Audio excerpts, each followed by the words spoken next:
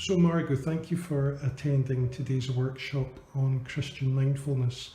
Can you tell me, have you enjoyed the day today, and what do you feel that you've learned or experienced?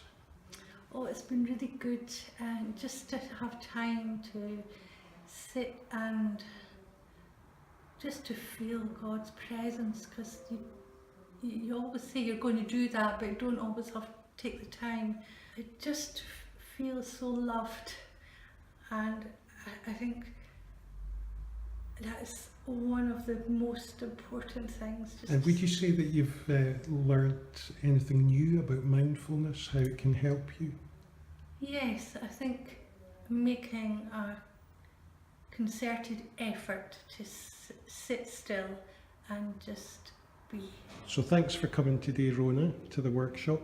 Can you tell me, have you found it helpful today? Have you enjoyed it?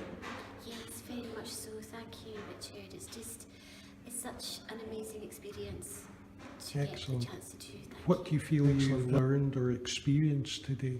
Today, I think I've experienced, the closeness with God, and just really letting go and clinging on to Him, which is really special.